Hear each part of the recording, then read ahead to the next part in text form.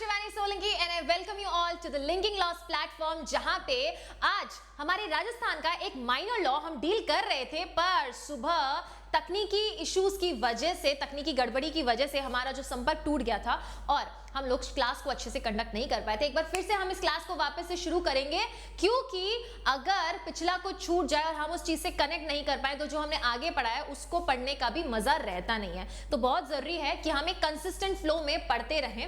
तो Rajasthan rent control, जो कि इकलौता ऐसा आपका एक्ट है जो आपके राजस्थान में लोकल लॉ से रिलेटेड है, बाकी आपको राजस्थान में आरजीएस में कोई भी और अतिरिक्त लोकल लॉ नहीं पढ़ना है, ये चीज हम सबको पता है।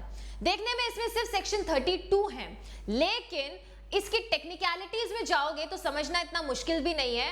पर जहां हम राजस्थान रेंट कंट्रोल 2001 पढ़ रहे हैं, ये चीज बिल्कुल मत भूलिएगा कि हम इसको अमेंडमेंट 2017 के बिना पढ़ लें। संशोधन जो हुआ है 2017 का, उसको पढ़ना बहुत जरूरी है। उस पर से बेसिक सवाल आने की पूरी गुंजाइश है। तो पहले जो हम 50 सवाल जो हैं आज दोपहर में स्पेशल क्लास में डील कर चुके हैं, काफी अच्छी क्लास रही थी, आप वो क्लास भी जाके देख सकते हैं। और बाकी के 50 क्वेश्चंस, इंपॉर्टेंट क्वेश्चंस हम यहां डिस्कस करने वाले। ये 100 क्वेश्चंस अगर आपके राजस्थान रेंट कंट्रोल से आप प्रिपेयर करके गए तो मान के चलिए आप राजस्थान रेंट कंट्रोल से काफी अच्छा जो है स्कोर कर पाएंगे।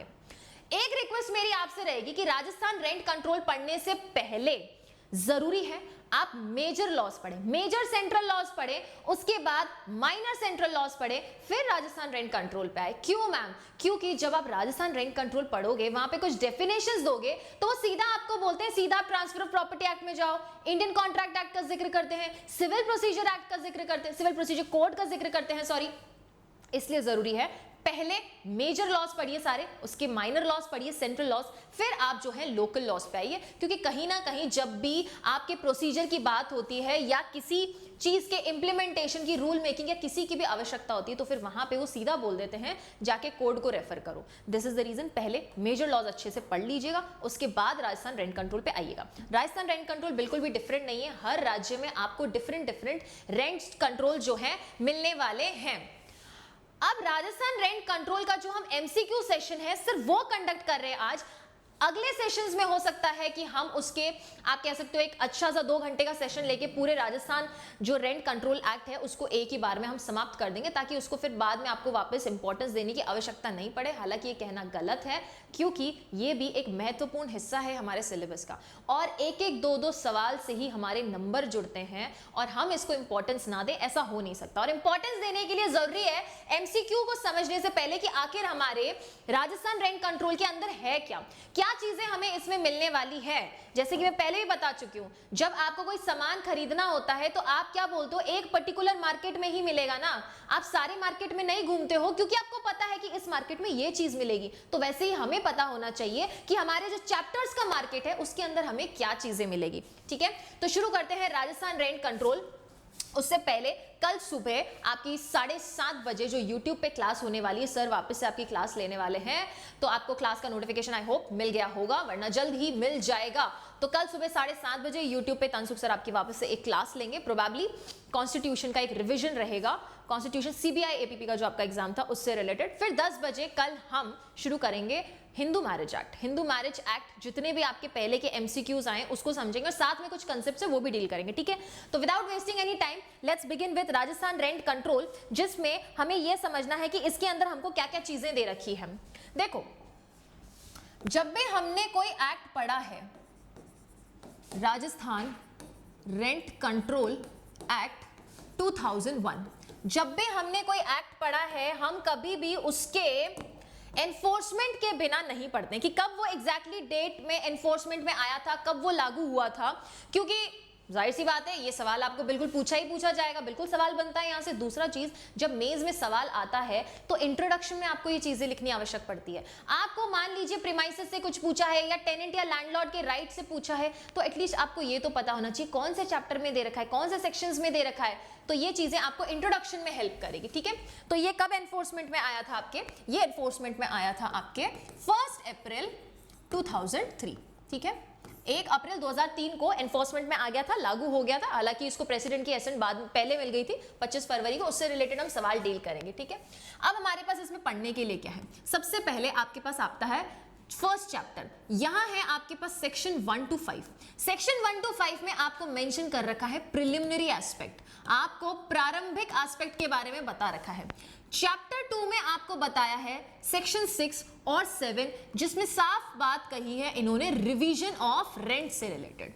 रिवीजन ऑफ रेंट, आपका जो भी किराया है उसमें रिवीजन हो सकता है, लेकिन रिवीजन ऑफ रेंट दो तरीके से बताया। पहला इन्होंने, अगर आपको रिवीजन ऑफ रेंट करना है एग्जिस्टिंग टेनेंसी में, ऑलरेडी ये टेनेंसी जो है एग्जिस्ट कर रही है, तो आपको देखना है सेक्शन 6। और अगर आपको न्यू टेनेंसी का रिवीजन करना है, new tenancy, you have to refer section 7। ये चीज है, सिंपल सी इतनी सी समझ आती है, ठीक। चैप्टर 3 में चलेंगे तो वहां हमको दे रखा है सेक्शन 8 से लेके सेक्शन 10 तक। अब ये तीन महत्वपूर्ण जो सेक्शन हमारे सामने हैं, ये डील करते हैं एग्जैक्टली आपकी टेनेंसी क्या होती है।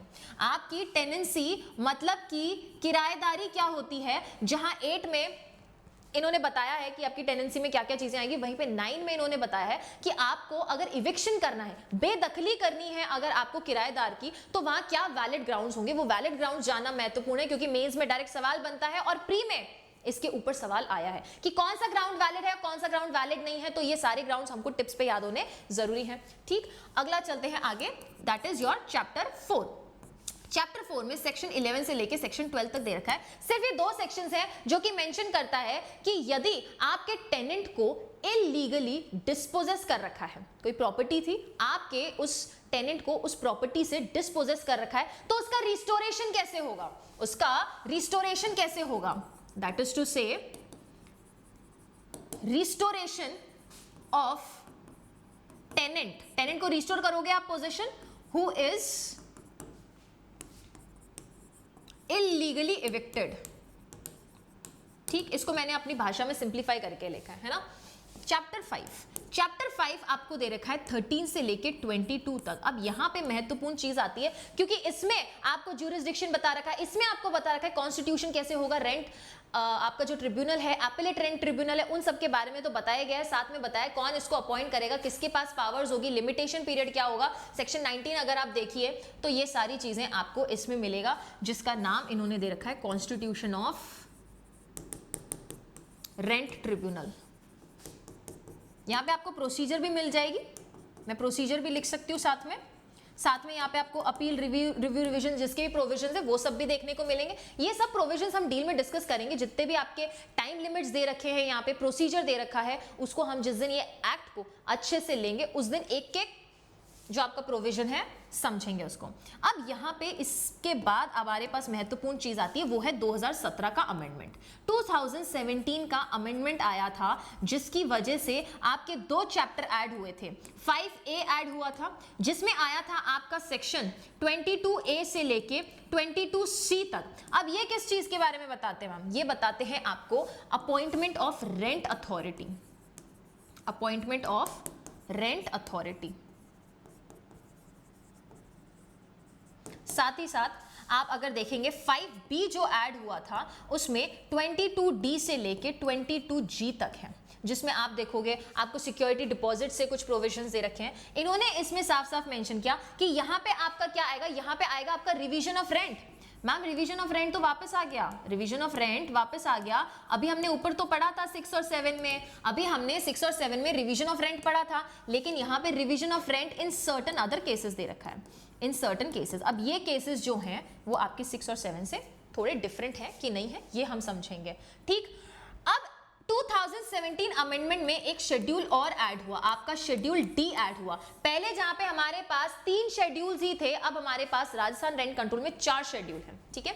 फिर एंड में आपका आता है चैप्टर 6। अब चैप्टर 6 आपको दे रखा है 23 और 24 में, जो डिस्कस करता है आपकी एमिनिटीज क्या होंगी, सुख सुविधाएं क्या होगी, और एमिनिटीज के बारे में आपको डेफिनेशन दे रखी है 2 क्लॉज ए में। 2 क्लॉज ए में आपको डेफिनेशन दे रखी है एमिनिटी सुख सुविधाएं। अब ये सुख सुविधाएं वो नहीं जो कि हम उम्मीद करते हैं कि हमको मिलेगी, है ना, घर में जो हम राजा महाराजाओं की तरह, महारानियों की तरह जो रहते हैं कि एक आवाज में खाना हाजिर हो, वो वाली सुख सुविधाएं ये नहीं है। सुख सुविधाएं एक प्रीमाइसेस से, एक परिसर से रिलेटेड, एक टेनेंट को क्या मिलेगी और एक लैंडलॉर्ड क्या प्रीमाइसेस में उसको एमिनिटीज देगा। कब ये सुख सुविधाएं डिसकंटिन्यू हो सकती है, कब ये लैंडलॉर्ड अपने पास विदहोल्ड करके रख सकता है, ये भी आपको यहाँ पे अच्छे से दे रखा है। एंड फाइनली जो आपका चैप्टर 7 है विच डील्स फ्रॉम 25 टू 32, यहाँ पे आपको मिसलेनियस प्रोविजंस दे रखे हैं। मिसलेनियस प्रोविजंस दे रखे हैं, वो हम कभी और डिस्कस करेंगे। अब हम चलेंगे हमारे एमसीक्यूज की तरफ। हमारे एमसीक्यूज को अगर हम देखें, हमारे एमसीक्यूज को अगर हम देखें तो वहां पे हम शुरुआत करेंगे स्टार्टिंग से। स्टार्टिंग से मतलब जरूरी है कि हम ऐसे सवाल उठाएं जहां पे आपको एनफोर्समेंट से या when it came into force president की एसेंट कब मिली उससे रिलेटेड सवाल जो है हम डिस्कस करें। ठीक है, चलिए। हाँ जी, इंट्रोडक्शन आप मेरा जानते ही हो। ठीक है, शिवानी सोलंकी है हम, और माइनर लॉज और स्पेशल लॉज में डील करने वाली हूँ। महत्वपूर्ण चीज यहाँ पे ये है, क्योंकि अब प्राइसेस हाइक हो चुकी है, फिर भी आपका मन है कि मैम कोर्स खरीद लेना चाहिए, क्योंकि जुडिशरी के एग्जाम्स आपके बहुत नजदीक आ रहे हैं। आपको जो भी प्लान उचित लगता है आप अपनी क्षमता अनुसार या आप अपनी इच्छा अनुसार उसको जरूर खरीद सकते हैं। और जब आप खरीद रहे हैं तो आप अगर ये यूज करते हैं दैट इज शिवानी 10, तो यहाँ पे आपको क्या मिल जाएगा, 10% ऑफ मिल जाएगा, 10% ऑफ मिल जाएगा। ठीक है, तो आप ये फैसिलिटी जो है जरूर अवेल कर सकते हैं। चलिए अब चलते हैं हमारे अहम मुद्दे पे। That is your first question, when did rent control act receive the ascent of president. ये नहीं पूछ रहा है when it came into force, ये पूछ रहा है कि कब इसको रेंट कंट्रोल को एसेंट मिली, आपके राष्ट्रपति की स्वीकृति कब मिली।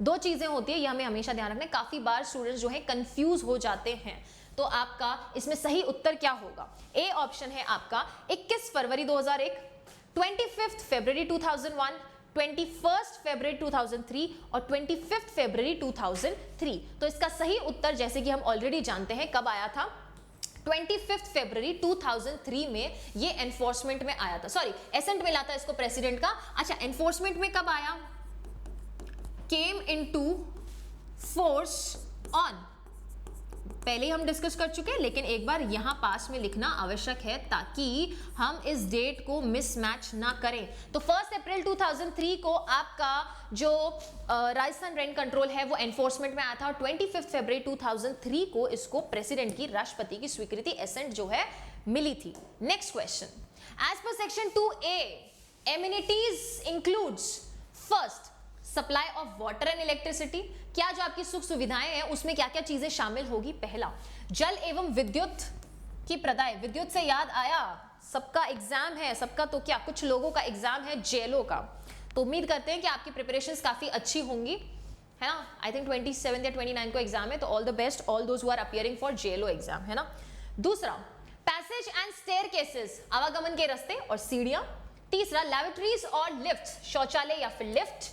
Telephones and cable services, telephone सेवाएं या केबल सेवाएं। तो आपको इन चारों में से देखना है कि कौन कौन सी चीजें आपकी एमिनिटीज में आती है। तो यहां पे आपको ऑप्शन सिलेक्ट करना है, यहां पे आपको ऑप्शन सिलेक्ट करना है, क्या ये ABCD है या ABCD, ये तीनों ऑप्शंस में हमको देखना है। तो अगर हम सेक्शन 2 का एक क्लॉज देखें एमिनिटीज, तो कभी भी जब भी आप इस एमिनिटीज को पढ़ रहे हो, जब भी you are reading this word, do not forget to read this word with section 23 and 24, that is to say your chapter 6, क्योंकि 23-24 में आपको एमिनिटीज के बारे में और अच्छे से दे रखे हैं provisions. So the right answer is b, that is ABCD। ये सारी चीजें आपकी एमिनिटीज में आती है। किसमें आती है, एमिनिटीज में ये सारी चीजें आपकी आती हैं। So B is the right answer. आगे चला जाए। हाँ जी, आप कमेंट सेक्शन में जरूर मेंशन करके बता सकते हैं मैम क्या सही आंसर है। ओके, चलिए। Lease is defined in which section. Lease, कल ही हमने लीज के बारे में पढ़ा था, और लीज हमने कहां पढ़ा था, लीज हमने पढ़ा था हमारे ट्रांसफर ऑफ प्रॉपर्टी एक्ट में। TP एक्ट जब हम कल कर रहे थे, और कल हमने जो अपना सेशन है वो कन्फाइंड रखा था लीज तक, वहां हमारा सेक्शन 101 डिफाइन करता है कि लीज क्या होगा। तो यहां इन्होंने बोला है कि राजस्थान रेंट कंट्रोल के अंदर लीज कहां डिफाइंड है, 2C, 2B, 2D और 2E, कहां पे आपका जो लीज है वो डिफाइंड है। अब ऐसा सवाल आया है तो लिंकिंग लॉस के चैनल पे है, क्यों नहीं लिंक करेंगे, डेफिनेटली लिंक करेंगे। तो सेक्शन 105 ऑफ TP एक्ट के साथ हमें इसे पढ़ना है। इनफैक्ट ये अधिनियम खुद लिंक कर रहा है, इसमें इन्होंने खुद से बताया है कि आपकी लीज क्या होगी। So your lease has been defined यहाँ पे अंडर 2 क्लॉज D। अब 2 क्लॉज D में इन्होंने बोला है कि यहाँ पे लीज का वही मतलब है जो आपका ट्रांसफर ऑफ प्रॉपर्टी एक्ट में डिफाइंड है, जो कि आपका ट्रांसफर ऑफ प्रॉपर्टी एक्ट के अंदर डिफाइंड है वही होता है आपका लीज। अब लीज में इन्होंने 105 में क्या बोला कि यहां होता है ट्रांसफर। ट्रांसफर किसका होता है? एक इमूवेबल प्रॉपर्टी का ट्रांसफर होता है, और वहां पे ट्रांसफर या तो एक्सप्रेस हो सकता है या इंप्लाइड हो सकता है, ठीक है, व्यक्तिगत हो सकता है या फिर विवक्षित हो सकता है, ठीक है। एक्सप्रेस एम्प्लाइड आप देख लीजिएगा इस वर्ड को क्या बोलते हैं, ठीक है। फिर आपको बोला है कि यहाँ पे कंसिडरेशन होना आवश्यक है। कंसिडरेशन किस फॉर्म में हो सकता है? Anything which is of value, या फिर शेयर इन द क्रॉप्स हो गए, या फिर आगे आपके पास मनी हो गया, प्राइस पेड और प्रॉमिस्ड, ये सारी आपकी चीजें आती है कंसिडरेशन में। तो हमको रेंट कंट्रोल एक्ट पढ़ने से पहले आवश्यक है कि हम ट्रांसफर ऑफ प्रॉपर्टी एक्ट पढ़े, और उसमें लीज। अब यहाँ पे आप लीज अगर 105 से पढ़ रहे हो तो क्या दिक्कत हो जाएगी अगर हम 105 से लेके 117 तक पढ़ ले। 17 तक पढ़ लोगे तो कोई दिक्कत नहीं हो जाएगी। 117 में जहां आपको मेंशन कर रखा है कि आपके जो ये लीज के इस चैप्टर के प्रोविजंस हैं टीपी एक्ट के, वो आपके एग्रीकल्चर पर्पस के ऊपर अप्लाई नहीं होंगे until and unless state government को लगे ऐसा तो वो एक नोटिफिकेशन निकाल के लीज के ये प्रोविजंस एग्रीकल्चर पर्पस पे भी अप्लाई कर सकती है। लेकिन वो नोटिफिकेशन एनफोर्समेंट में कब आएगा? After the 6 months from the date of publication of the notice, ठीक। तो ये चीजें जो है अभी हम जा सकते हैं वापस टीपी एक्ट में, पर हमको जाना नहीं है क्योंकि हम हैं अभी राजस्थान रेंट कंट्रोल पे, ठीक है। So the right answer is 2 clause d के अंडर आपको मेंशन कर रखा है लीज क्या होती है। Next question, premises as per section 2F means, मतलब इन्होंने बोल दिया है कि सुनो स्टूडेंट्स, प्रीमाइसेस 2F के अंदर मेंशन्ड है, ठीक है। इन्होंने एक चीज हमको एक्स्ट्रा बता दी, लेकिन यहां प्रीमाइसेस का मतलब क्या होता है? यहां पर आपके प्रीमाइसेस का जो है मतलब क्या होता है? Any land not being used for agriculture purpose, क्या ये मतलब है? Any building used for residential as commercial purpose. Purpose देखिए आप इनका, ओके। सी है the gardens, grounds, garages and outhouses और ऑल ऑफ द अबव। तो प्रीमाइसेस जो हमको 2F में डिफाइंड है, क्या उसमें ये सारी चीजें आती हैं कि नहीं आती हैं? पहला, यदि आप उसको किसी एग्रीकल्चर पर्पस के लिए यूज कर रहे हो, कमर्शियल पर्पस के लिए यूज कर रहे हो, ग्राउंड्स है, गोडाउन्स हैं, तो वो सारी चीजें आपके प्रीमाइसेस के अंदर आएगी। किसके अंदर आएगी? वो सारी चीजें आपके प्रीमाइसेस के अंदर आएगी। सो आपका 4 का जो राइट आंसर है वो डी होगा। और मैम ये आंसर राइट है कि नहीं है उसके लिए जरूरी है आप 2 क्लॉज F जो है राजस्थान रेंट कंट्रोल का बिल्कुल रेफर करें, ठीक। आगे चलते हैं। Which of the following statement is correct? निम्न में से आपका कौन सा कथन जो है वो सत्य है? Rent may include the amenities. Rent shall include the charges payable for the amenities. Rent shall not include the charges of for amenities and none of the above. इनमें से आपका कौन सा ऐसा स्टेटमेंट है जो कि जो कि आपका सही है? तो आपको ये समझना है कि रेंट में आएगा क्या क्या। So we need to read this with section 4 जो कि कहता है rent as may be agreed. और rent as may be agreed मतलब क्या? वो रेंट जो कि आपका लैंडलॉर्ड और टेनेंट आपसी सहमति पे जिसके ऊपर कंसेंट दे दे, जिसके ऊपर सहमत हो जाए, वो आपका रेंट होगा। तो इसमें इन्होंने बोला कि रेंट में क्या इंक्लूड नहीं होगा। So your right answer is C. 5 का सी है जो ये कहता है rent shall not include charges for the amenities. अगर कोई भी चार्जेस दिए हैं हमने एमिनिटीज के लिए, तो वो किसमें नहीं आएंगे आपके? वो आपके रेंट के अंदर नहीं आएंगे। नेक्स्ट क्वेश्चन, एवरी टेनेंट शैल पे the rent on which day of the month. आपको कौन सी तारीख से जो है रेंट आपको देना पड़ेगा एवरी मंथ का? क्या आपका वो फर्स्ट डे है, 20th डे है, 15th डे है, 30th डे है, या फिर 10th डे है?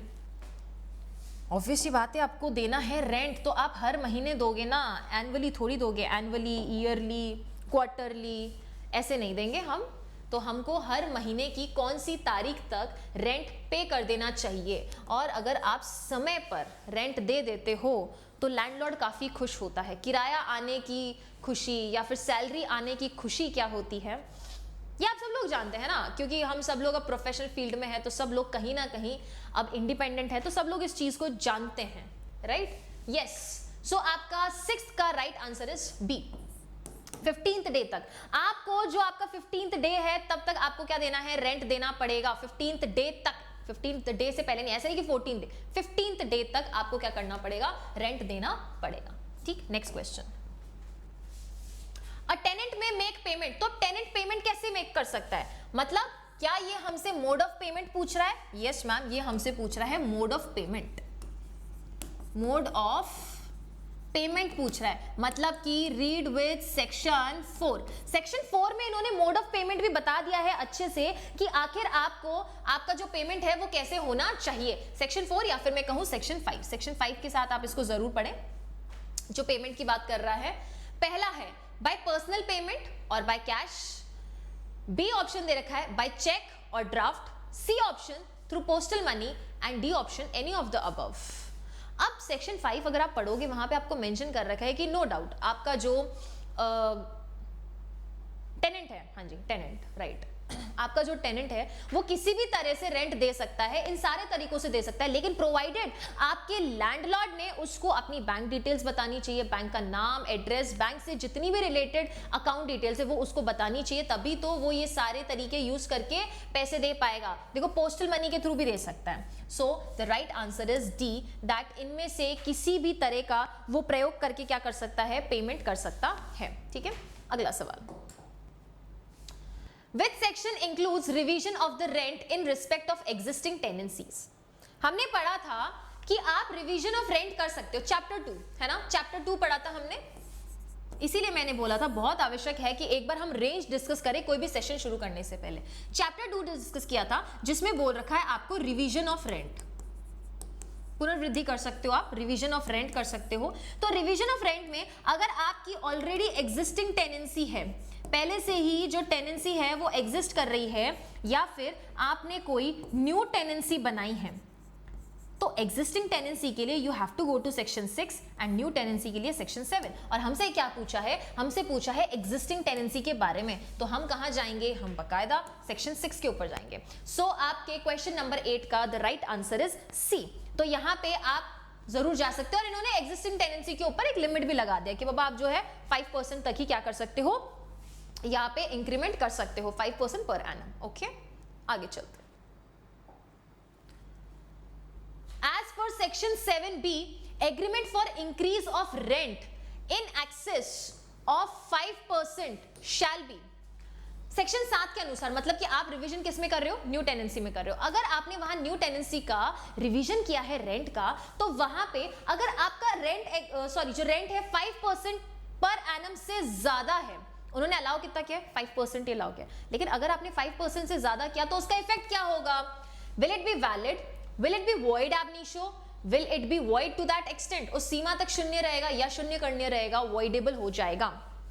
हाँ जी, तो ऑब्वियसली बात है हमारा जो सेक्शन 7 है उन्होंने खुद बोल दिया है कि वो रहेगा वॉइडेबल टू दैट एक्सटेंट। अब ma'am void to that extent, voidable तो नहीं होगा, वॉइडेबल का मतलब क्या हो जाता है कि दूसरी पार्टी के पास ऑप्शन है या तो वो एक्सेप्ट करे या रिजेक्ट करे, लेकिन वॉइड है दैट मींस नॉट एनफोर्सेबल है।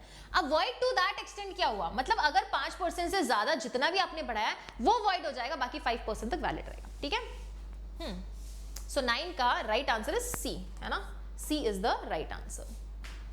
Next question, which of the following chapter deals with the tenancies. बहुत अच्छा सवाल है, और जब हम राजस्थान रेंट कंट्रोल करेंगे तो हमें सेक्शन आपका 6 और 7 बहुत अच्छे से करना है, क्योंकि इसके ऊपर से सवाल आते हैं, प्री में तो आते हैं, मेंस में भी आते हैं, है ना। अगर मान लीजिए आपको कोई जजमेंट राइटिंग आया और वहां पे टेनेंसी से रिलेटेड कोई भी इशू आया तो फिर ये चीजें आपको हेल्प करेगी। ठीक है, which of the following chapter deals with tenancy, इसमें से कौन सा अध्याय किराएदारी के बारे में बताता है, चैप्टर 2, चैप्टर 3, चैप्टर 4 और चैप्टर 5। तो हम देख चुके हैं कि यहाँ पे हमारा सेक्शन 6 और सेक्शन 7 टेनेंसी से डील करता है, और हमारा राइट आंसर इज 2। 10 का 2 आपका जो है राइट आंसर है, that is sorry revision of rent के बारे में नहीं पूछ रहा है, टेंट के बारे में, sorry, chapter 3 is the right answer, मतलब कि आपके सेक्शन 8, 9 और 10 टेनेंसी के बारे में पूछा, सो सॉरी। ठीक है, तो यहाँ पे आपका अध्याय जो 3 है वो होगा, क्योंकि आपका 1 से लेके 5 तक क्या डील करता है, प्रिलिमिनरी एस्पेक्ट डील करता है ना, प्रिलिमिनरी एस्पेक्ट डील करता है। 6 और 7 किससे डील करता है, रिवीजन ऑफ द रेंट के बारे में। रिवीजन ऑफ रेंट कुछ ज्यादा ही पढ़ लिया है तो शायद वही दिमाग में दौड़ता है। ठीक है, अब इसको आप किसके साथ पढ़ोगे, इसको आप पढ़ोगे चैप्टर 5B के साथ पढ़ोगे। क्यों, क्योंकि 2017 का अमेंडमेंट भी तो इसी के बारे में बताता है, लेकिन वहां पे revision of rent in certain other cases बता रहा है। अब यहाँ पे 8 से लेके 10 तक आपको क्या बताया है इन्होंने, टेनेंसीज के बारे में बताया, किराएदारी के बारे में आपको बताया। So right answer is B, not A. ठीक है, अगला सवाल, a landlord can let out the premises for a limited period not exceeding. तो आपका लैंडलॉर्ड है वो एक लिमिटेड पीरियड टेनेंसी क्रिएट कर रहा है, और लिमिटेड पीरियड टेनेंसी मतलब सेक्शन 8 मतलब चैप्टर 3, जो अभी हम गलती करते करते बचे थे, ठीक है। सेक्शन 8 में चैप्टर 3 में आपको बता रखा है कि लिमिटेड पीरियड एजेंसी क्या होगा, कितने लिमिटेड पीरियड टेनेंसी क्या होगा, नॉट एजेंसी, टेनेंसी क्या होगा, साथ ही साथ इसका ड्यूरेशन क्या होगा, कौन अप्लाई करेगा, किसकी परमिशन चाहिए होगी। तो ये सारी चीजें जो है आपको पता होनी आवश्यक है, ये सारी चीजें क्या है आपको पता होनी आवश्यक है। तो यहाँ पे आपका सही आंसर होगा B, that is for 3 years. कितने टाइम के लिए होना चाहिए, फॉर 3 इयर्स होना चाहिए। और इसके लिए आप रेफर क्या करोगे, इसके लिए आप रेफर करोगे सेक्शन 8। सेक्शन 8 को नहीं भूलना है, सेक्शन 8 भी अपने आप में महत्वपूर्ण है। Which of the following section deals with eviction of tenancies. Eviction of tenant मतलब आप क्या कर रहे हो, आपका जो टेनेंट है आप उसको बेदखल कर रहे हो। क्या कर रहे हो, बेदखल कर रहे हो। बेदखल बहुत ही भारी शब्द यूज किया गया है इस एक्ट में। खैर कोई नहीं, कुछ तो सोच समझ के यूज किया होगा अगर हमारे लेजिस्लेचर ने ये एक्ट बनाया है तो। हाँ जी, सेक्शन 7, सेक्शन 8, सेक्शन 6 और सेक्शन 9 कौन सा है जो कि हमारे एविक्शन से डील करता है। सेक्शन 6 हम ऑलरेडी देख चुके हैं, revision of rent already existing tenancies में, and section 7 revision of rent in new tenancies. Section 8 जैसे कि अभी हमने थोड़ी देर पहले देखा था, पिछले आपके क्लॉज में देखा था, पिछले क्वेश्चन में देखा था। और सेक्शन 9 फाइनली आपका डील करता है एविक्शन ऑफ टेनेंट से। सेक्शन 8 आपका लिमिटेड पीरियड टेनेंसी से डील करता है। So the right answer is D. तो आपका क्वेश्चन नंबर 12 का राइट आंसर होगा डी, क्योंकि यहाँ पे क्वेश्चन नंबर 9 में आपको वेरियस ग्राउंड्स दे रखे हैं, जो कि अब एविक्शन है तो फिर किसके फेवर में ऑर्डर है। ऑब्वियसली बात है लैंडलॉर्ड के फेवर में ऑर्डर है, क्योंकि वो यहाँ पे किसको एविक्ट करा रहा है, टेनेंट को यहाँ से आपकी प्रॉपर्टी में से बेदखल करवा रहा है। ओके, हाँ जी। Whose permission is required for letting out the premises for limited period tenancy। इसलिए मैंने बोला था सेक्शन 8 इंपॉर्टेंट है, क्योंकि उसमें आपको लिमिटेड पीरियड टेनेंसी के बारे में बता रखा है। ये बता रखा है कि उसकी अप्रूवल कहाँ पे करनी पड़ेगी आपको, और उसके लिए अप्लाई कौन कौन करेगा, ये आइए समझते हैं। तो यहाँ पे हम जाएंगे सेक्शन 8 में। Always read this with section 8। तो यहाँ पे आपका ये अप्रूव कौन करेगा, परमिशन किसकी जरूरत है, rent tribunal, collector, district court और हाई कोर्ट। क्या ये आपका किराया अधिकरण जो है इसको परमिशन की जरूरत पड़ेगी, ये हमको परमिशन देगा, कलेक्टर देंगे या जिला न्यायालय देगा या फिर उच्च न्यायालय देगा। देखिए अगर आप सेक्शन 8 देखोगे, वहां आपको लिखा है एक जॉइंट पिटीशन फाइल करना पड़ेगा। क्या फाइल करना पड़ेगा, एक जॉइंट पिटीशन जो है आपको फाइल करना पड़ेगा। और जॉइंट पिटीशन कौन कौन फाइल करेगा, ऑब्वियसली बात है लैंडलॉर्ड एंड टेनेंट फाइल करेंगे, तभी वो एक जॉइंट पिटीशन कहलाएगी। और वो पिटीशन कहाँ जाएगी, रेंट ट्रिब्यूनल के पास, और रेंट ट्रिब्यूनल अप्रूव करेगा कि क्या यहाँ पे एक लिमिटेड पीरियड टेनेंसी होनी चाहिए या नहीं होनी चाहिए। So that was in your question number 13। Question number 13 का सही उत्तर है ए। ठीक है, चलिए धारा 9 में, that is as per section 9A, tenant can be evicted if he has not paid a rent due from him। Section 9 में हम समझ चुके हैं कि एविक्शन के ग्राउंड्स दे रखे हैं, लेकिन इन्होंने 9 क्लॉज ए मेंशन करके दिया कि 9 क्लॉज ए के अंदर आपके पास ग्राउंड क्या है, non payment of rent. Non payment of rent है, लेकिन non payment of rent for how much, कितने ड्यूरेशन के लिए आपके टेनेंट ने पेमेंट नहीं किया है, तो वो उसका एक वैलिड ग्राउंड बनेगा एविक्शन के लिए। First is 3 months, 5 months, 6 months और the 4 months। तो क्या इसका सही उत्तर होना चाहिए, सवाल नंबर आपका है 14। हाँ जी,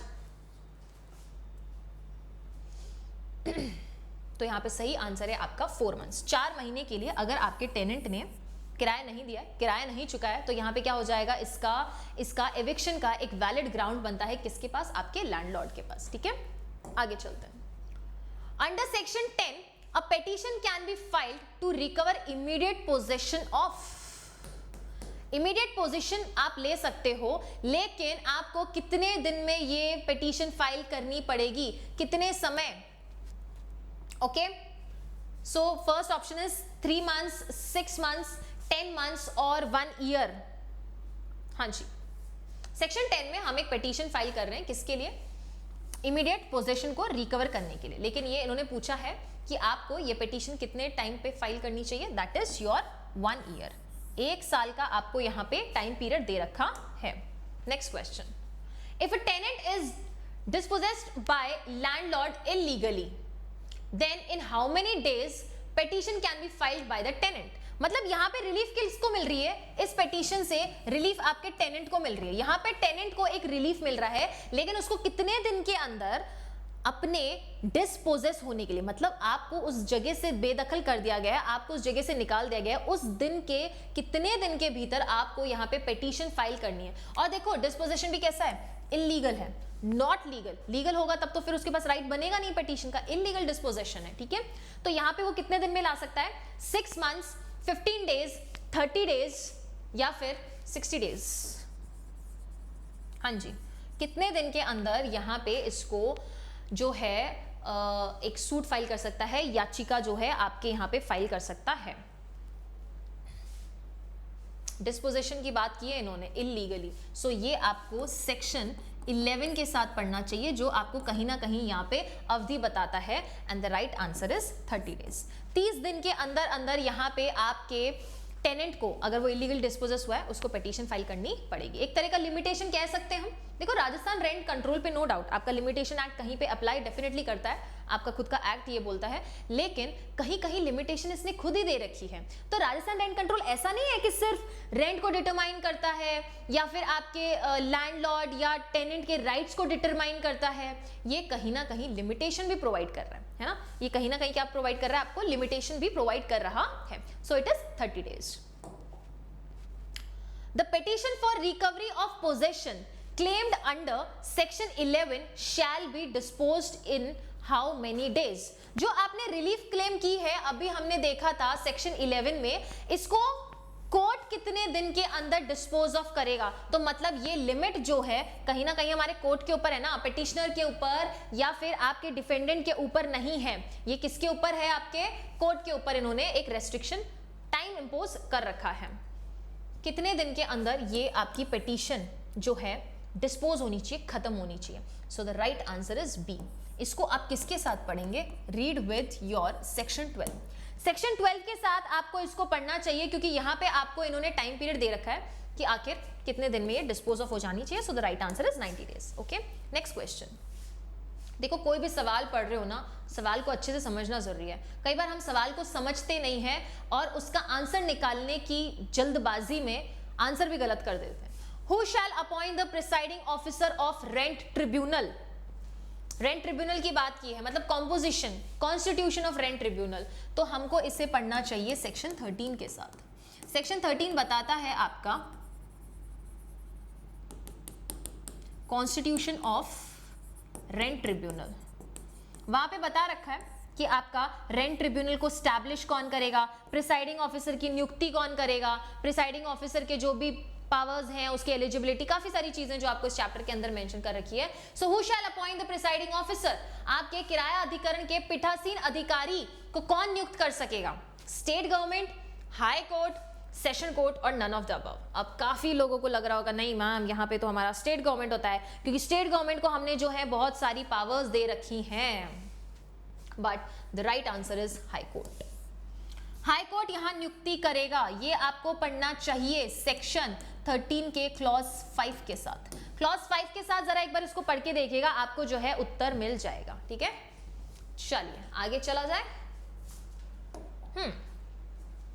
as per section 14 of rent tribunal act, Rajasthan rent tribunal act, ठीक है। देखिए जब भी आपको कोई सवाल दिया जाएगा, आरजेएस हो गया, कोई भी पेपर हो गया, ये हमेशा पूरा एक्ट का नाम लिखते हैं, कभी भी बिना एक्ट के नाम का लिख के देंगे नहीं। अरे काफी सारी चीजें हैं ना, सारे एक्ट्स में, काफी सारे एक्ट्स में सिमिलर चीजें हैं, तो ये खुद मेंशन करके बताएंगे। जैसे लीज का क्वेश्चन आया, मान लीजिए लीज का क्वेश्चन आया आपको क्वेश्चन पेपर में, उन्होंने बोला where lease is defined, you will get confused. कौन सी लीज के बारे में पूछा है? रेंट कंट्रोल के बारे में पूछ रहे हो या ट्रांसफर ऑफ प्रॉपर्टी एक्ट के बारे में? तो हमेशा ध्यान रखना, जब भी आपको एग्जाम में सवाल पूछा जाता है पूरे एक्ट के साथ आता है, ईयर भी मेंशन करते हैं वो लोग, काफी समय होता है उनके पास ये पूरा चीज लिखने का। ठीक है, section 14 of Rajasthan rent tribunal act, the opposite party can file a reply in how many days? Yes, यहाँ पे जो आपकी ऑपोजिट पार्टी है वो कितने दिन के अंदर आपको वहां पे क्या करना है, ऑपोजिट पार्टी को अपना रिप्लाई फाइल करना। तो एक तरह से कह सकते हैं हम, एक तरह का रिटन स्टेटमेंट ही उनको फाइल करना है।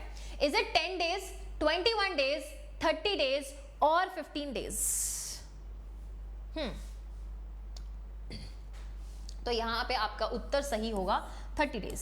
30 दिन के भीतर जो आपकी ऑपोजिट पार्टी है उसको क्या करना पड़ेगा, यहां पे अपना रिप्लाई देना पड़ेगा। तो ये आप सेक्शन 14 के क्लॉज 2 या क्लॉज 3 में आप देखिए, वहां पे आपको मिल जाएगा। ओके, चलिए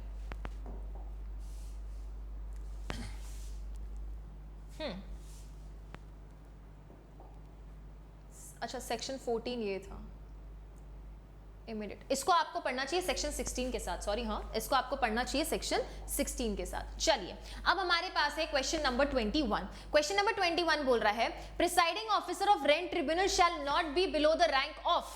अब यार रैंक दे रखी है इन्होंने, तो देखिए जरा निष्कर्ष निकालिए कि क्या आप भी रेंट ट्रिब्यूनल के प्रिसाइडिंग ऑफिसर, पीठासीन अधिकारी बनने के लिए कब सक्षम हो जाएंगे। फर्स्ट इज सिविल जज जूनियर डिवीजन, सिविल जज सीनियर डिवीजन, डिस्ट्रिक्ट जज और नन ऑफ द अबव। क्या आपका वो सिविल न्यायाधीश कनिष्ठ खंड है, या आपका वरिष्ठ खंड है, या जिला जज है, या इनमें से कोई भी नहीं है। तो जब भी एक रेंट ट्रिब्यूनल का आपका प्रिसाइडिंग ऑफिसर डिसाइड होगा तो वो हमेशा कौन सा होगा, सीनियर डिवीजन का होगा। 21 का राइट आंसर इज बी। 21 का राइट आंसर बी है। और किसके बारे में पूछ रहा है, प्रिसाइडिंग ऑफिसर और रेंट ट्रिब्यूनल की बात कर रहा है, मतलब कि आपको इसे पढ़ना चाहिए रीड विद सेक्शन 13। सेक्शन 13 के साथ इसको पढ़िएगा, वहां पे हमको इसका उत्तर मिल जाएगा कि क्या उसकी क्वालिफिकेशन होनी चाहिए। Petition filed for eviction of tenant, rent tribunal shall fix a date for hearing। जब आपने पिटीशन फाइल कर दी है किसकी इवेक्शन के लिए, किसके इवेक्शन के लिए, आपके टेनेंट के बेदखली के लिए आपने पिटीशन फाइल कर दी है, तो रेंट ट्रिब्यूनल आपकी date of hearing, first date of hearing कितने दिन में डिसाइड करेगा कि इतने दिन के अंदर अंदर आपकी जो पहली हियरिंग है वो होनी चाहिए। 90 डेज, 60 डेज, 180 डेज और 30 डेज। हाँ जी, 90 डेज, 60 डेज, 180 डेज और 30 डेज। 3 महीने, 2 महीने, 6 महीने या फिर 1 महीना। So your right answer is सी।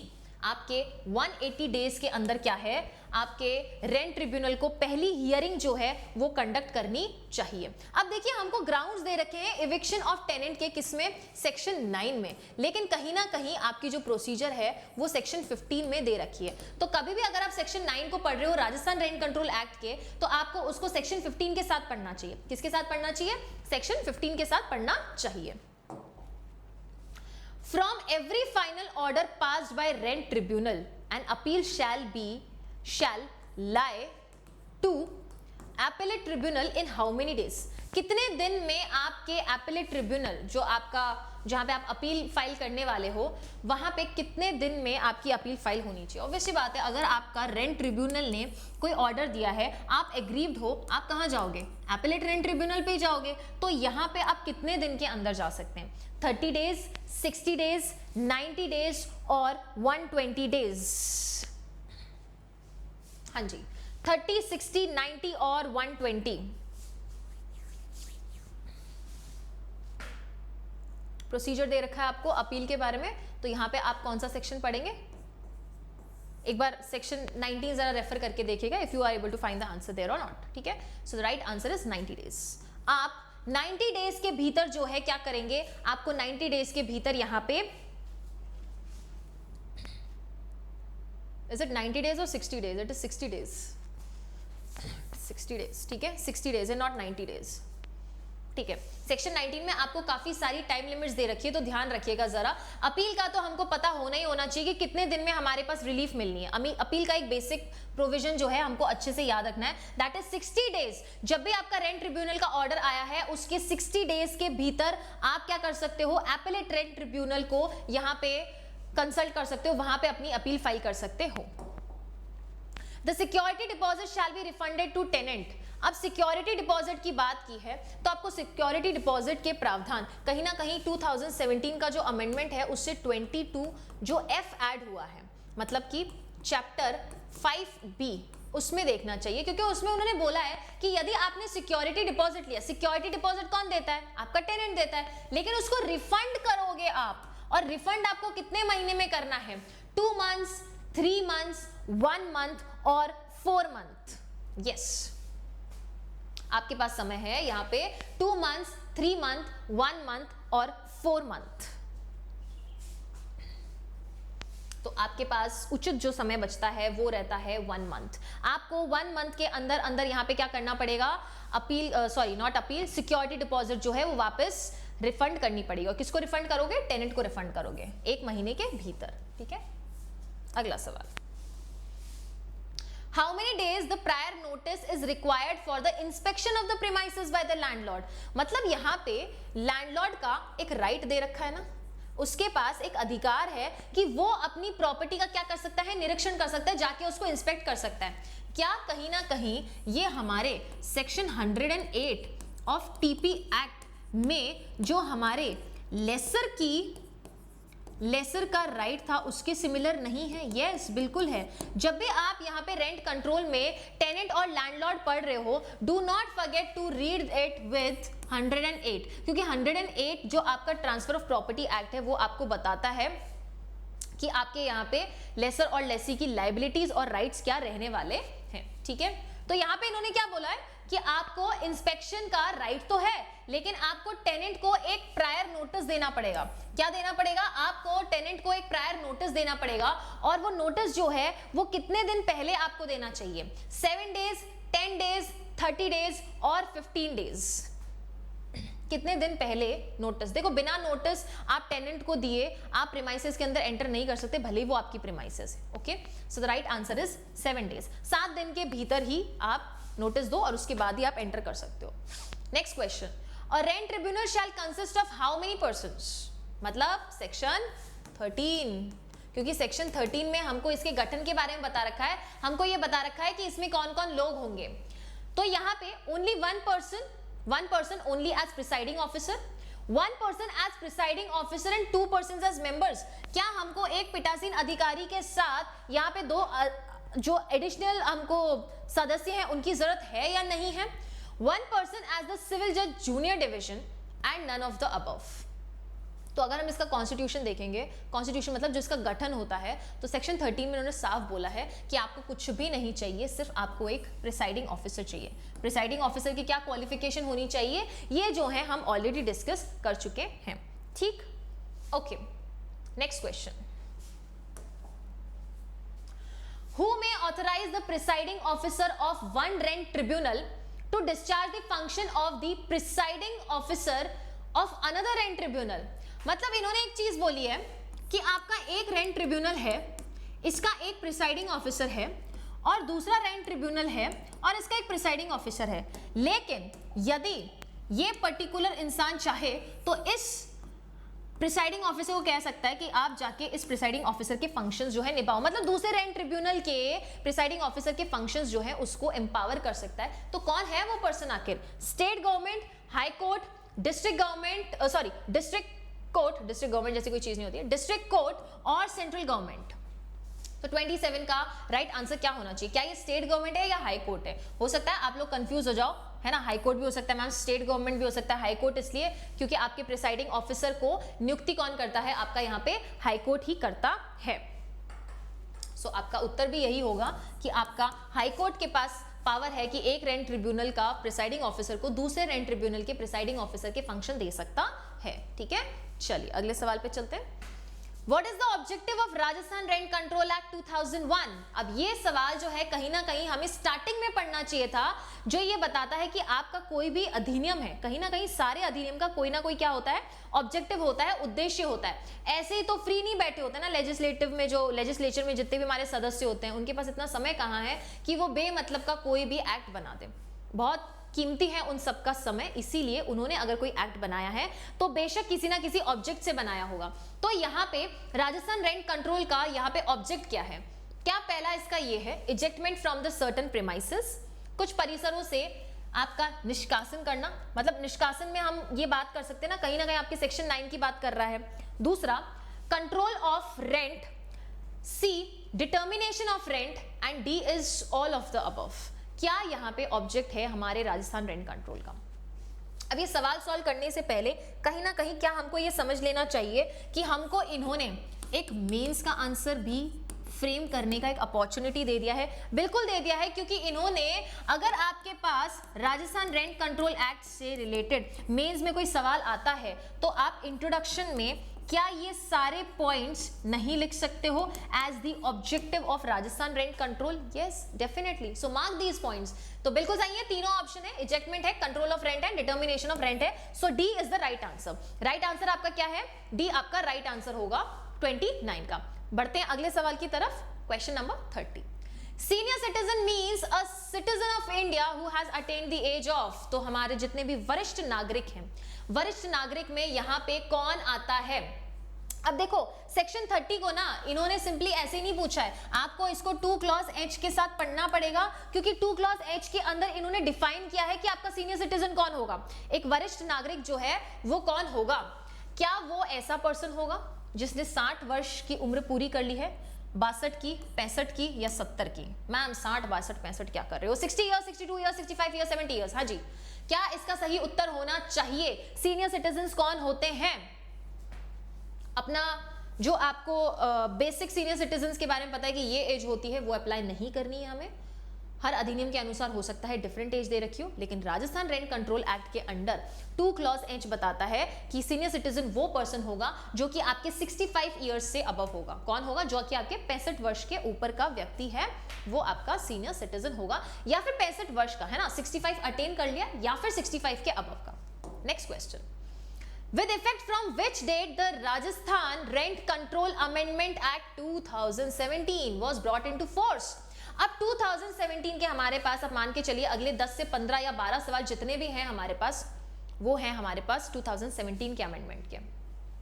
2017 के अमेंडमेंट के आपके पास बेसिक और डायरेक्ट क्वेश्चन आते हैं, क्या इंसर्ट हुआ था और क्या इंसर्ट नहीं हुआ था, क्या अमेंड हुआ था, क्या अमेंड नहीं हुआ था। तो सबसे पहले इन्होंने डेट पूछा है, was it on 18 January 2017, 10th October 2018, 10th अक्टूबर 2017 या फिर 18th अक्टूबर 2018। सो 31st का आपका सही उत्तर क्या होना चाहिए? सो 31st का आपका सही उत्तर है, it was on 18th January 2017। Ma'am हो सकता है आप गलत हो, तो एक बार कंफर्म कर लीजिएगा, ठीक है, एक बार इसको कंफर्म कर लीजिएगा, बट जहां तक मैं श्योर हूं इट इज 18 जनवरी 2017, फिर भी कंफर्म कर लीजिएगा। ओके, नेक्स्ट, कंफर्म क्यों करना है? कंफर्म करने का पीछे का आशय ये होता है कि जब हम कोई चीज कंफर्म करने जाते हैं, जिस चीज पे हमें डाउट लगता है, जिस चीज के ऊपर हमारी टसल होती है या आर्ग्यूमेंट होता है, आर्ग्यूमेंट तो कैन नहीं बोल सकते क्योंकि यहाँ पे सभी बच्चे, सभी स्टूडेंट्स जो हैं पढ़ने आए हैं, तो जब भी हमारा किसी चीज को लेके अलग अलग इंटरप्रिटेशन हम रखते हैं, अलग अलग विचारधारणा लगते हैं, तो वहां पे जब आप रिसर्च करते हो चीजें ज्यादा सामने आती है, आप और ज्यादा उत्सुक होके उस चीज के बारे में रिसर्च करते हो, जब भी वो रिसर्च करते हो आपको याद रहती है। This is the reason. कहीं लग रहा है, कहीं शंका है कि सही आंसर नहीं हो सकता है, go and research for it, आपको वो जवाब हमेशा याद रहेगा। तो आई वांटेड कि आप वो आंसर याद रखें, दिस इज द रीजन, एक बार रिसर्च कर लीजिएगा। Okay, next question, what is the act number of Rajasthan rent control amendment act 2017? अब जब भी हम कोई एक्ट लिखते हैं ना, तो यहां लिखते हैं एक्ट नंबर दिस ऑफ 2017, 18, 19, 20 जो भी आपका ईयर है। अब एक्ट नंबर का क्या है? दिस मींस कि आपके 2017 में जो एक्ट पास हुआ था या जो बिल नंबर आया वो आपका ये एक्ट नंबर है। उस साल में कौन सा एक्ट है, उस साल का कौन सा बिल है, उसके अकॉर्डिंग ये एक्ट नंबर डिसाइड होता है।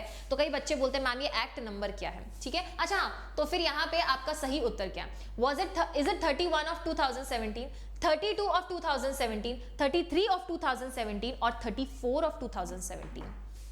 हाँ जी, तो इसमें आपका सही उत्तर क्या है? सही उत्तर आपका सी है, दैट इज 33 ऑफ 2017। ठीक, आगे चलते हैं। Under which section of Rajasthan rent control amendment act 2017 rent authority is appointed? अब रेंट अथॉरिटी अपॉइंटेड है, हमने डिस्कस किया था जब हम चैप्टराइजेशन के बारे में बात कर रहे थे, हमने चैप्टर 5 जब लिखा तो हमने क्या बोला था कि वहां पे आपका चैप्टर 5A ऐड हुआ है और 5B ऐड हुआ है। 5A में आपको दे रखा था कि आपके अपॉइंटमेंट ऑफ रेंट अथॉरिटी के बारे में, तो 23 तो भूल ही जाओ, क्योंकि यहाँ पे 22 से रिलेटेड ऐड हुए हैं, 22 से लेके 22C तक, बी में 22D से लेके 22G तक। सो सही उत्तर क्या है? क्या ये 22A है, 23A है, 22B है या फिर नन ऑफ द अबव है?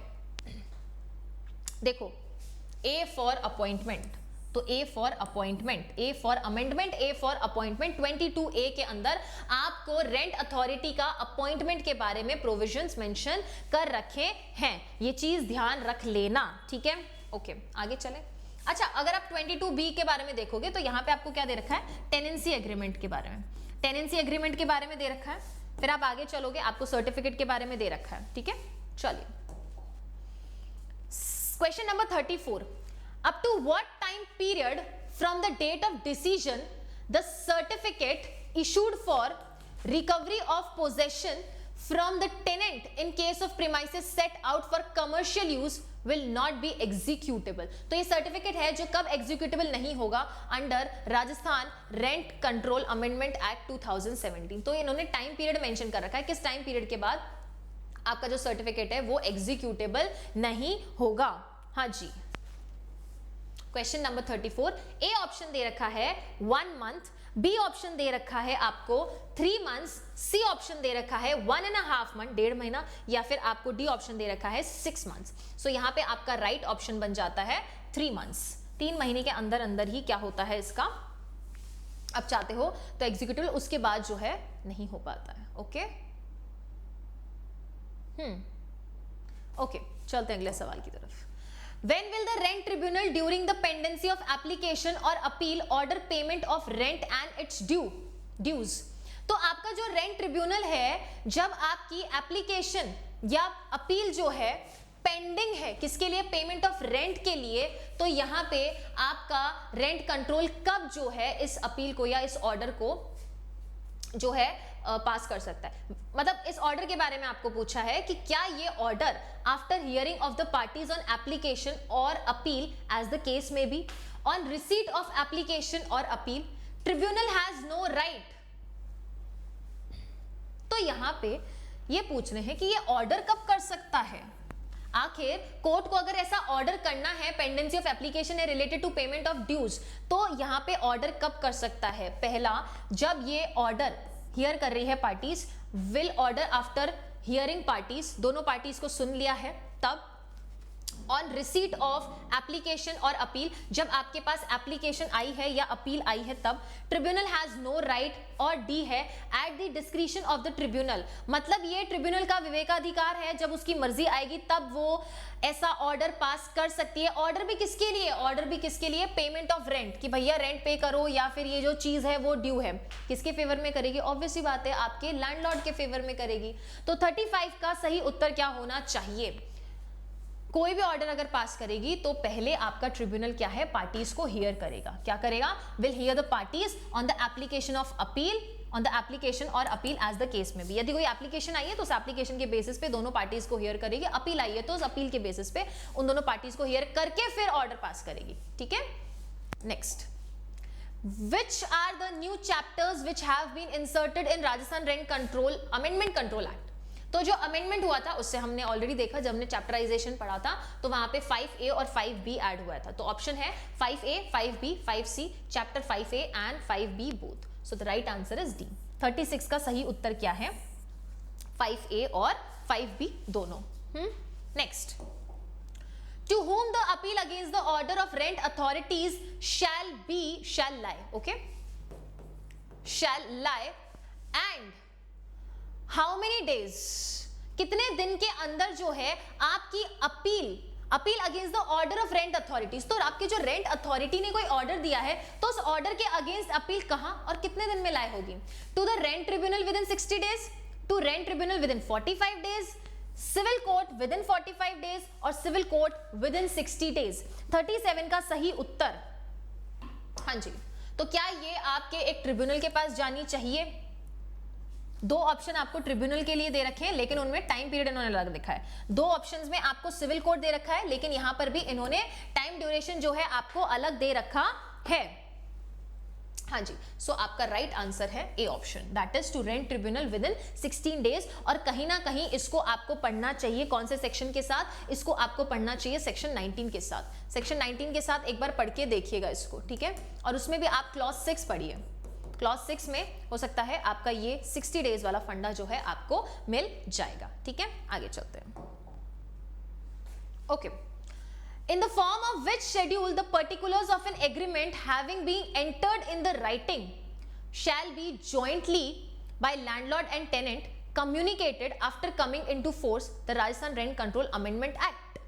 तो इन्होंने बोला है कौन से शेड्यूल को जो है आपको क्या करना पड़ेगा, ये ऐसे एग्रीमेंट के बारे में शेड्यूल कौन से शेड्यूल में आपको मेंशन कर रखा है, किस अनुसूची के रूप में, लिखित रूप में दर्ज होना चाहिए, in the form of which schedule. तो ये पूछ रहे हैं किस शेड्यूल के अंतर्गत जो आपके एग्रीमेंट है जो एंटर हुआ है उसको किस रूप में दर्ज होना चाहिए, ए बी सी डी। अब सिंपल सी बात है, इन्होंने क्या बोला है, Rajasthan rent control amendment act 2017 के एनफोर्समेंट में आने के बाद, तो उसके एनफोर्समेंट में आने के बाद तो आपके पास सिर्फ शेड्यूल डी था, उसके बाद तो आपके पास क्या था, सिर्फ शेड्यूल डी था जो कि मेंशन करता है form of information of tenancies, form of information of tenancies, ठीक है। Next, in which section the provision of tenancy agreement has been made under Rajasthan Rent Control Amendment Act 2017। अभी जब हमने बात की थी हमारे अपॉइंटमेंट के बारे में, है ना, जो चैप्टर 5A के बारे में हम बात कर रहे थे, 22A के बारे में, अपॉइंटमेंट ऑफ रेंट अथॉरिटीज के बारे में, तब हमने कहीं ना कहीं 22B को भी देखा था, 22B को भी देखा था। तो यहाँ पे इन्होंने क्वेश्चन पूछा है कि कौन से सेक्शन के अंदर आपको टेनेंसी एग्रीमेंट के बारे में अमेंडमेंट एक्ट के अंडर बता रखा है। Is it 22A, 22B, 22C या 22D?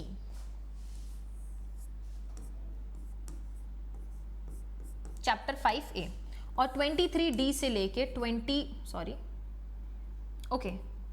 अच्छा ठीक है, यहाँ पे आपको ऑप्शन, यहाँ पे 23 दे रखा है, अगर ये 22C होता है तो ये सब साथ में आ जाएंगे, और अगर ये 22D होता है और 22G तक आपके पास चैप्टर 5B में चले जाएंगे, है ना। तो पहले हमारे पास ये मुद्दा है कि प्रोविजन ऑफ टेनेंसी एग्रीमेंट आपको कहां दे रखा है, प्रोविजन ऑफ टेनेंसी एग्रीमेंट आपको कहां दे रखा है, B is the right answer. क्यों? क्योंकि ए फॉर तो अपॉइंटमेंट ऑफ रेंट अथॉरिटी हो गया, तो फिर बी फॉर क्या होगा, बी फॉर ऑब्वियस सी बात है, यहाँ पे इसका कोई लेन देन नहीं है टेनेंसी एग्रीमेंट से, लेकिन टेनेंसी एग्रीमेंट के बारे में आपको बी में बोल रखा है, और ये साफ साफ बताते हैं कि शेड्यूल डी जो है आप उसको फॉलो करें, ठीक है।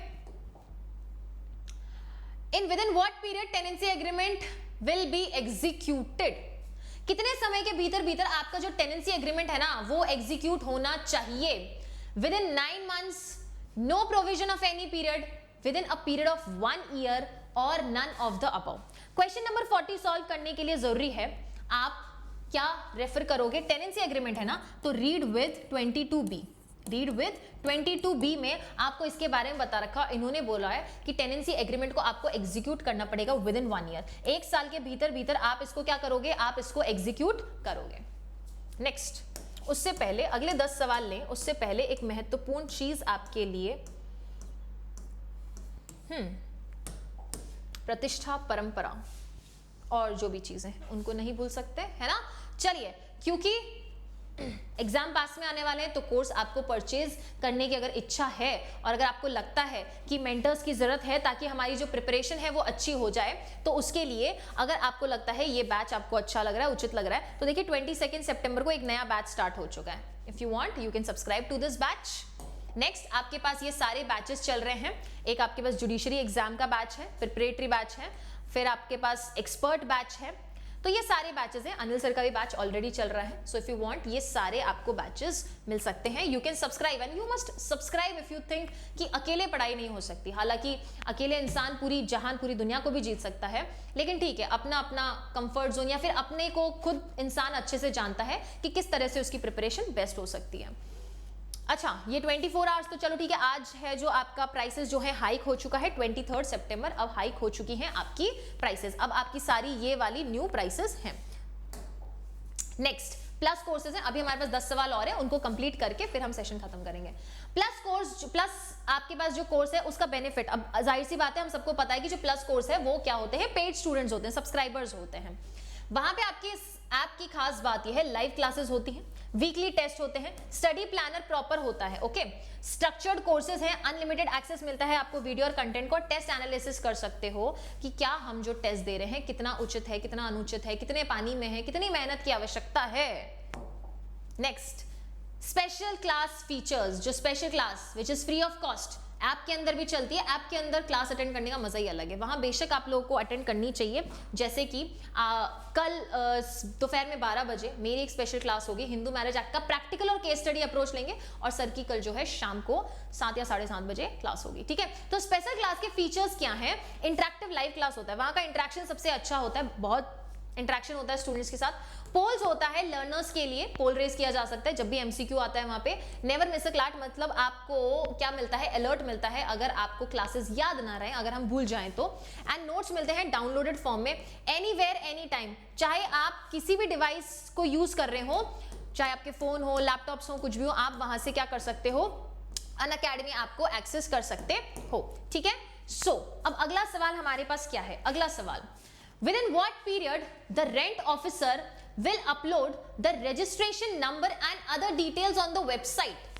देखो यहाँ पे ना इन्होंने एक मैंडेटरी चीज बना रखी है रेंट ट्रिब्यूनल के लिए कि यदि आपने कोई भी ऑर्डर निकाला है या कोई भी रजिस्ट्रेशन नंबर निकाला है तो फिर वहां पे आपको सारी डिटेल्स वगैरह वेबसाइट पे अपलोड करनी पड़ेगी। लेकिन वेबसाइट पे आपको कब अपलोड करनी पड़ेगी? Within 30 days, within 45 days, within 15 days और विदिन 16 डेज। कितने दिन के भीतर जो आपका रेंट ट्रिब्यूनल है उसको ऐसा ऑर्डर या ऐसी डिटेल्स अपलोड करनी पड़ेगी वेबसाइट पे, है ना। वेबसाइट तो ऑब्वियसली बात है, सबको वहां पे क्या मिलता है? एक पब्लिक एक्सेस मिलता है।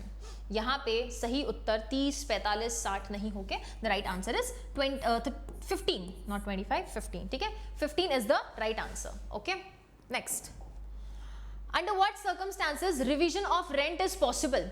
किन सारे सिचुएशन में, किन सारे टाइम्स में, कंडीशंस में रेंट का क्या हो सकता है? रिवीजन हो सकता है। Where the landlord has incurred expenditure on account of improvement, addition और structure alteration in the premises.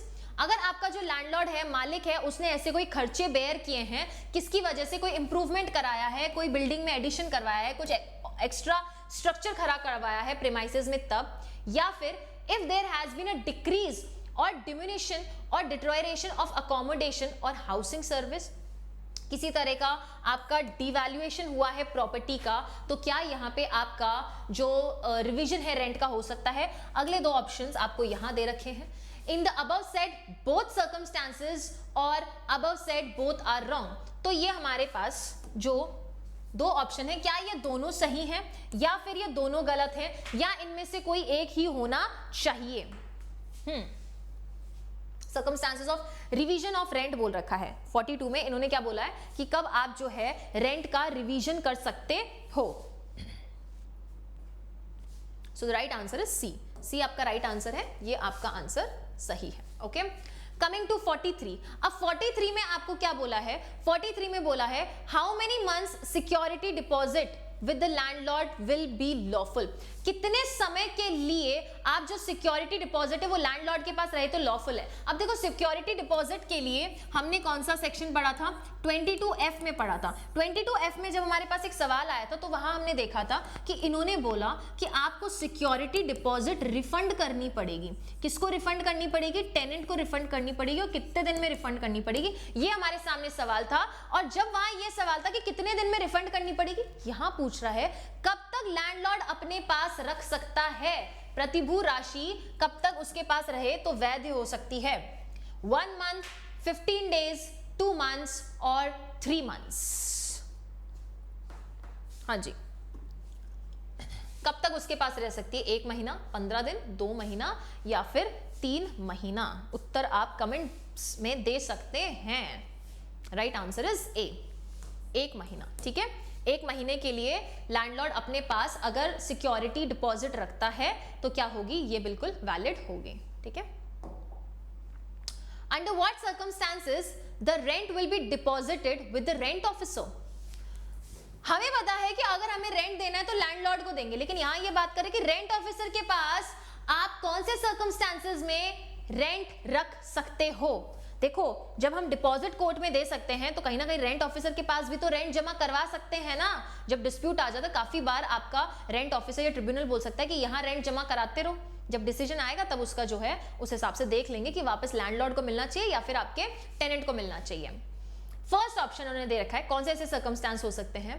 पहला, where landlord does not accept the rent.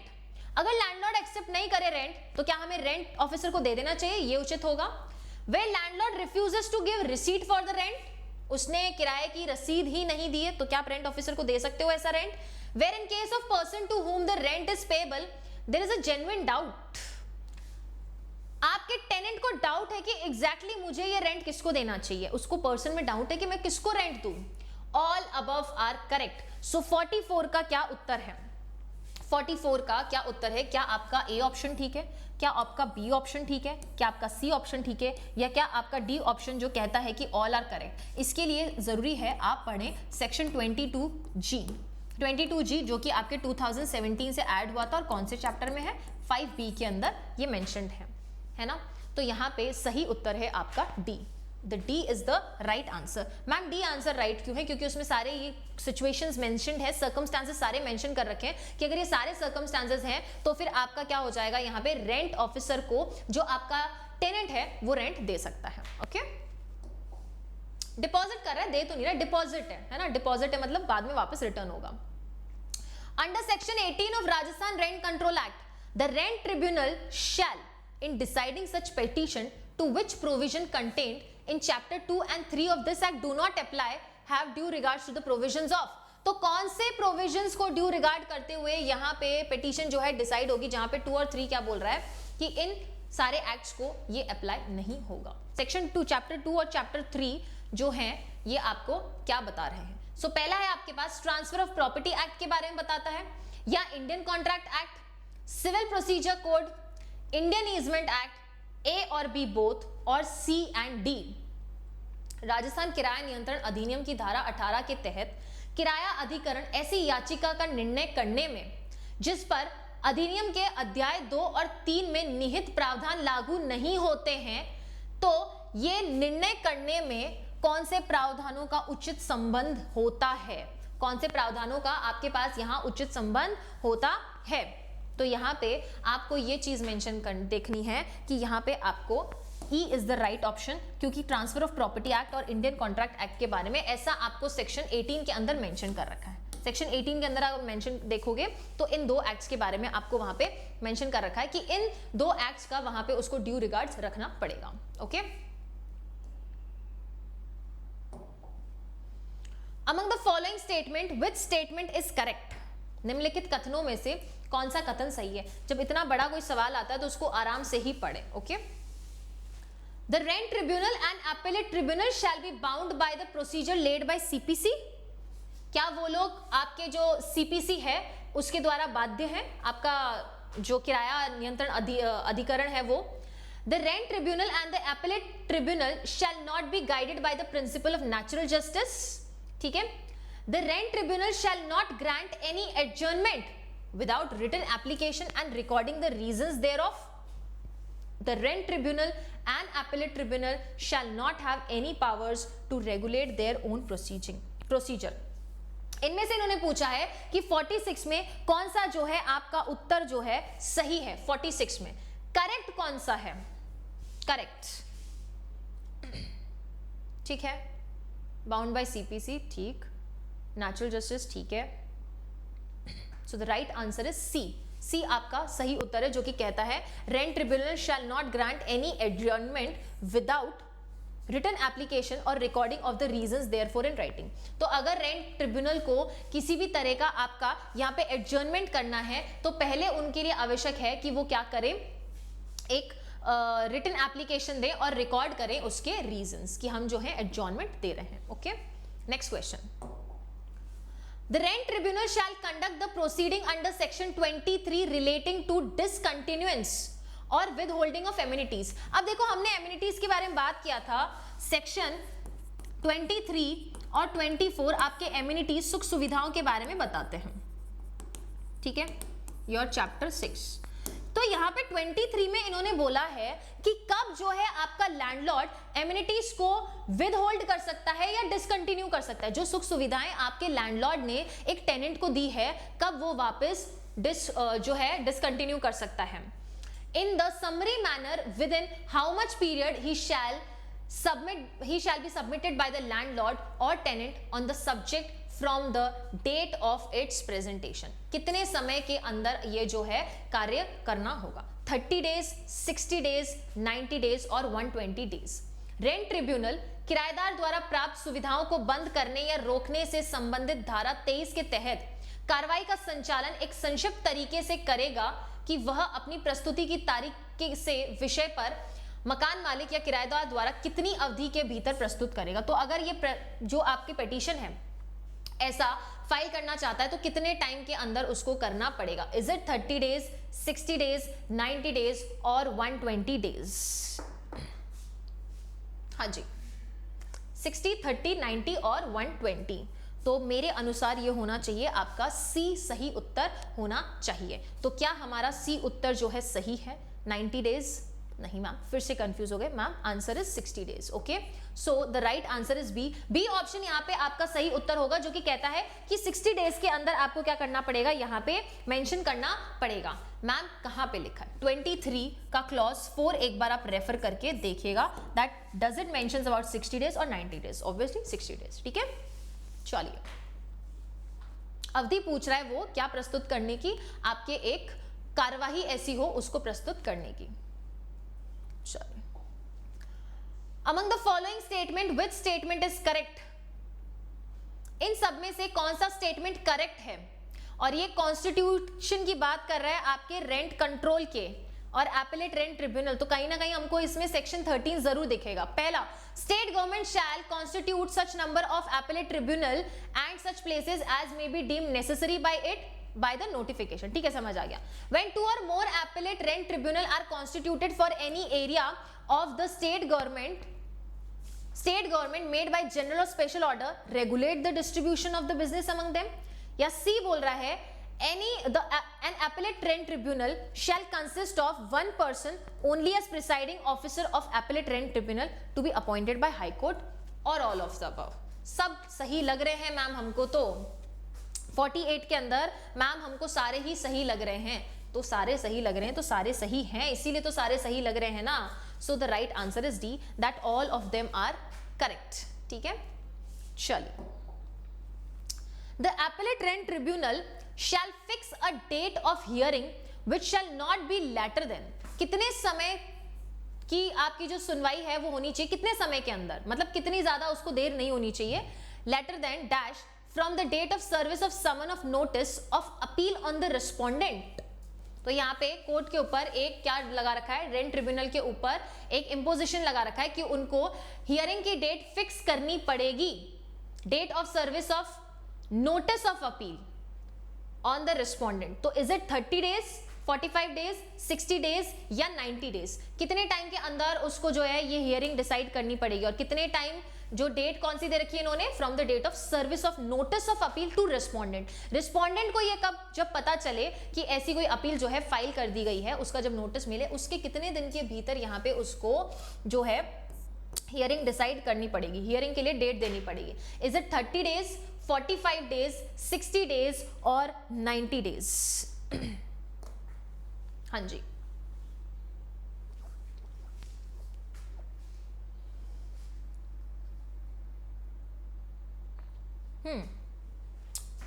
45 days, 60 days, ये होगा आपका 45 डेज। इसको समझने के लिए आप प्लीज सेक्शन 19 पढ़िएगा, और सेक्शन 19 में भी आपको दो चीजें मेंशन कर रखी है। आप 19 क्लॉज डी देखिए, 8 देखिएगा, 19 क्लॉज 8 देखिएगा, उसमें दो चीजें मेंशन कर रखी है। एक तो आपके क्वेश्चन नंबर 49 में आ गई और दूसरी आएगी आपके क्वेश्चन नंबर 50 में। क्वेश्चन नंबर 50 में एक और डेट इन्होंने मेंशन की है, वो भी आपको 19 के क्लॉज डी में मिलेगी। अंडर सेक्शन 19 क्लॉज 8, 19D नहीं, सॉरी 19(8) है, okay. 19(8) of Rajasthan Rent Control Act 2001, within how much period from the date of service of notice of appeal on the respondent the appeal is required to be disposed of। वहां उन्होंने बोला था कि first hearing कितने दिन में होनी चाहिए, यहां इन्होंने क्या बोला, कब आपको डिस्पोज ऑफ करनी है। अपेलेट ट्रिब्यूनल इस अपील को कितने दिन में डिस्पोज ऑफ करेगा, 100 डेज, 150 डेज, 180 डेज या 200 डेज। एंड इसका सवाल का जवाब जानने के लिए 19 का क्लॉज 8 हमको समझना जरूरी है। ठीक है, तो कितने दिन होने चाहिए, क्या ये आपके 100 दिन, 150 दिन, 180 दिन या फिर 200 दिन होने चाहिए। सो इसका सीधा सा सवाल का जवाब है दैट इज 180 डेज जो है ये आपके होने चाहिए। और 19 में आपको एपेलेट रेंट ट्रिब्यूनल के बारे में बहुत अच्छे से साफ सुथरे शब्दों में मेंशन कर रखा है। तो ये थे आज हमारे पास कुछ 50 सवाल। सो आई होप आपको रेंट ट्रिब्यूनल एक्ट के बारे में अगर नहीं भी पढ़ा है तो थोड़ा बहुत तो आपको समझ आया ही होगा। और इसको अच्छे से समझना है तो जो स्पेशल क्लास हमने ली थी आज दोपहर में 12 बजे जो 1-1.5 घंटा चली थी, उसमें हमने कुछ 50 क्वेश्चंस लिए थे, अराउंड 30-35 हमने कंप्लीट किए हैं। तो वो भी आप देख सकते हैं, वहाँ की भी आपको पीडीएफ मिल जाएगी, स्पेशल क्लास की पीडीएफ भी आपको मिलती हैं, तो वो आप अच्छे से देख सकते हैं। वहाँ पे आपके पास और सवाल मिल जाएंगे। और बाकी जब हम रेंट कंट्रोल डिस्कस करेंगे तो उसके साथ हम जब क्वेश्चंस लाएंगे तो और अच्छे से आपके कंसेप्ट जो हैं क्लियर होने वाले हैं। ये एक्ट आपको, जब भी रेंट कंट्रोल एक्ट की बात करो या लोकल लॉज की बात करो, स्टूडेंट्स डर जाते हैं, लेकिन डरना नहीं है, क्योंकि पहले इस एक्ट में समझो कि इस एक्ट के अंदर चीजें क्या है, उसके बाद खुद के लिए चीजें सिलेक्ट करो कि एग्जाम में मेरे लिए इसमें क्या इंपॉर्टेंट है। और वो कैसे पता चलेगा, वो हमको तब पता चलेगा जब हम प्रीवियस ईयर के पेपर्स उठा के देखेंगे। अब राजस्थान रेंट कंट्रोल है 2003 का, ये 2001 का है आपके पास, तो ऑब्वियसली बात है आपको काफी सारे प्रीवियस ईयर ऐसे पेपर्स मिल जाएंगे जहां पे ये कंटिन्यूस काफी टाइम से आ रहा है। तो आई hope you have enjoyed this session. बाकी अब हम मिलेंगे कल के सेशन में, दैट इज मॉर्निंग 10 AM में, जहां पे हम डिस्कस करेंगे हिंदू मैरिज एक्ट का जो MCQ है। प्रीवियस ईयर्स आपका हिंदू मैरिज एक्ट राजस्थान में तो आता नहीं है, लेकिन आप यूपी देखिए, बिहार देखिए, शायद दिल्ली है, पंजाब हरियाणा है, उत्तराखंड है, आंध्र प्रदेश है, उड़ीसा है, यहाँ सब जगह हिंदू लॉ आता है। और कल हम हिंदू लॉ के MCQ इंपॉर्टेंट डिस्कस करेंगे। और MCQ के साथ साथ जो भी हमारे सामने प्रोविजंस आएंगे जिनको लगता है कि हाँ मैम इनको यहाँ डिस्कस कर लेना चाहिए, महत्वपूर्ण है जानने के लिए, तो उनको भी हम यहाँ पे डिस्कस करेंगे। मिलेंगे अगले सेशन में। और स्पेशल क्लास अटेंड करना ना भूलिएगा। कल सुबह सर की तो क्लास है ही 7:30 बजे मॉर्निंग में, तो वहाँ पे सर कॉन्स्टिट्यूशन का जो रिवीजन लेने वाले जो आज के सेशन में लिया था उसको कंटिन्यू करेंगे। तो जरूरी वो इसलिए है कल मॉर्निंग का आपके लिए सेशन जो सर का है, क्योंकि आपका जेएलओ का ही पेपर आ रहा है, कहीं ना कहीं आपका कॉन्स्टिट्यूशन भी जो है वो रिवाइज हो जाएगा। So I hope you have enjoyed this session. We will meet in another session. Till then, thank you so much.